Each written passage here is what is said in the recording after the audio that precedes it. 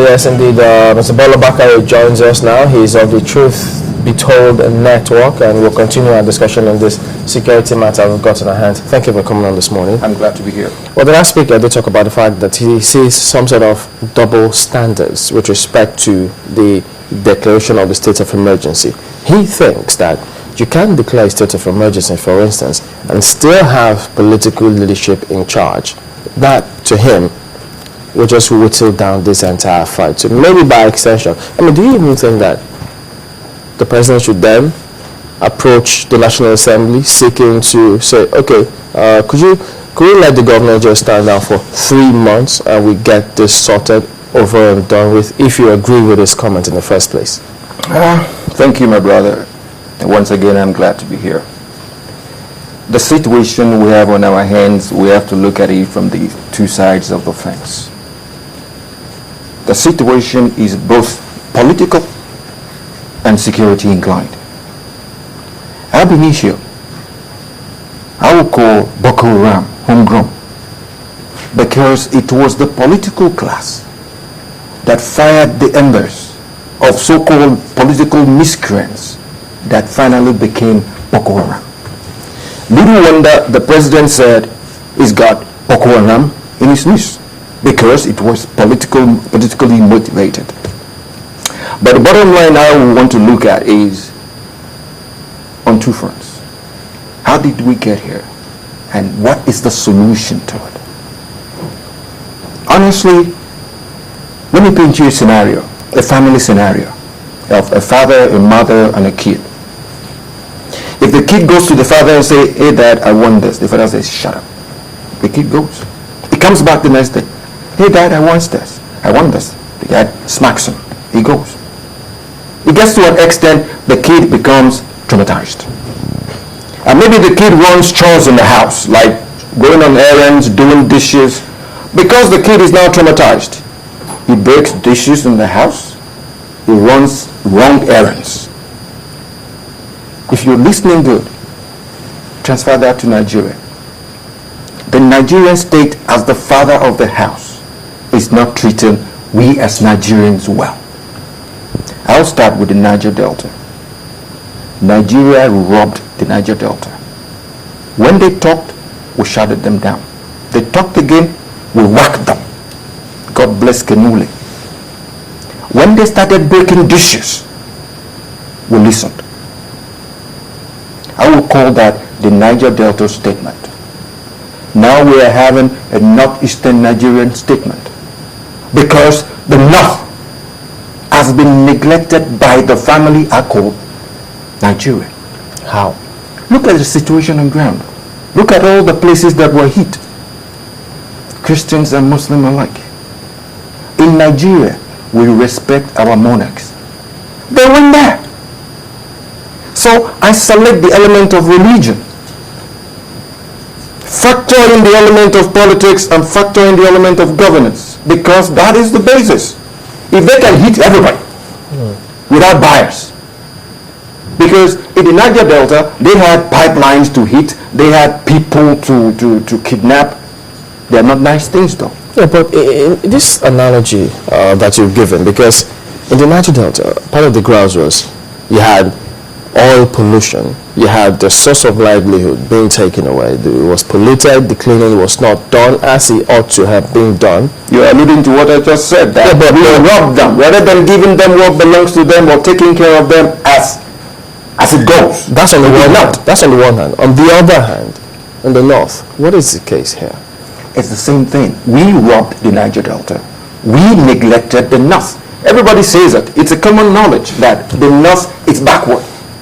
They are part of us. Is that the fault of Nigeria or the leadership that had been in that region for a while? It's the fault of leadership, which becomes a national factor. So we should,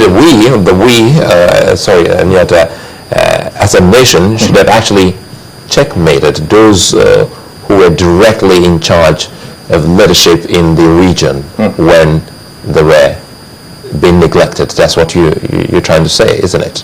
That's right. That's right. And those are part of the political class. And those are the people in power.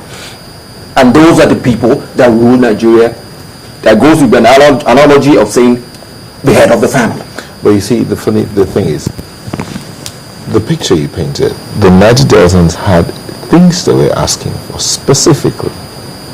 But these guys are destroying everything. They are making a statement. What statement are you making when you destroy schools? You do not want education? And even at that, the Niger Delta situation was when the government says, let's talk, they came forward to talk. The government has put forward, let me come in there. Okay. The talk. I'll go back to the family scenario again. The talk became possible because the mother in the house was trying to protect the cockroaches she got from her grandparents. That was why she was in a position to go tell the father, you better listen to this kid, which was what our damn VP did. He was part of the family and he now went and said, let me listen to this kid and let me tell the head of the family. When the Boko Haram started, they asked for some people and Nigerians didn't even wait for the sentence to even finish before they said, oh, little wonder, you were behind it. That's why you're doing this. But then, remember that some of the people that the Boko Haram asked should represent them, some of them turned down that opportunity. They refused to represent the Boko Haram. Honestly, it has gotten to a head. Ab initio, I hate to mention names, but it's common knowledge.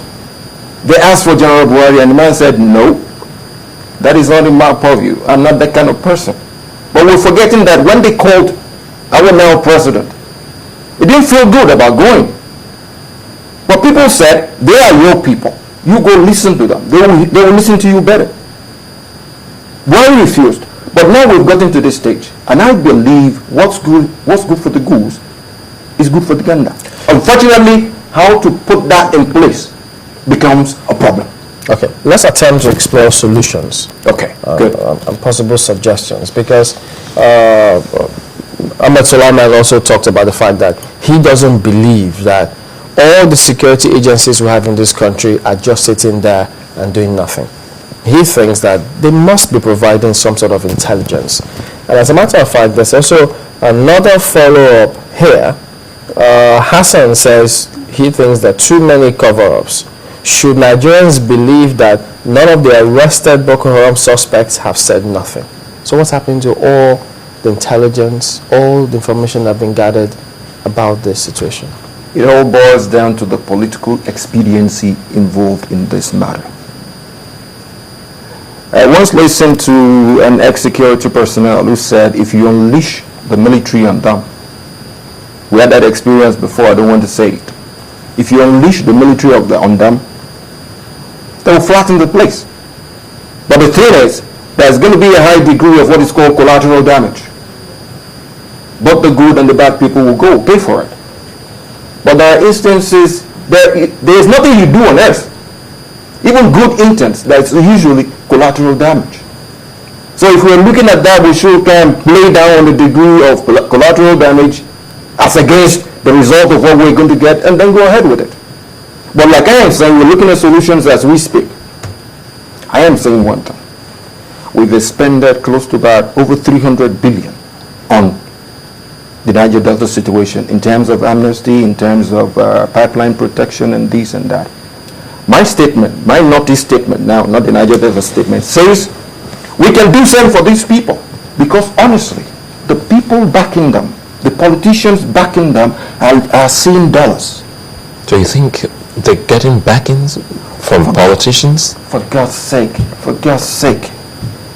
Nobody can come into your home. Nobody can come into an area without an inside information. That is why it's difficult to flatten them militarily. It's difficult. Some people are waiting for that maybe 300 billion or 400 billion or another ministry of Northeast or whatever. It's a money-spinning gambit. Allow me to put this news report into this so that you can continue. I'm sure you also heard the story about the military who were pulled out just before the attack on the school. That shows that's a kind of intel. Don't you ever, one of the best rules of a good fight is don't you ever underestimate your enemy. We are not in a position to underestimate these people. We are in a position to look for solutions. And honestly, I would like to say one thing on air. that check out. If you're out there, I know you go through the media because you get across to us via the media. I'm not an Hausa person. I am a Yoruba man. But the little Hausa I understand, that please, don't let them know.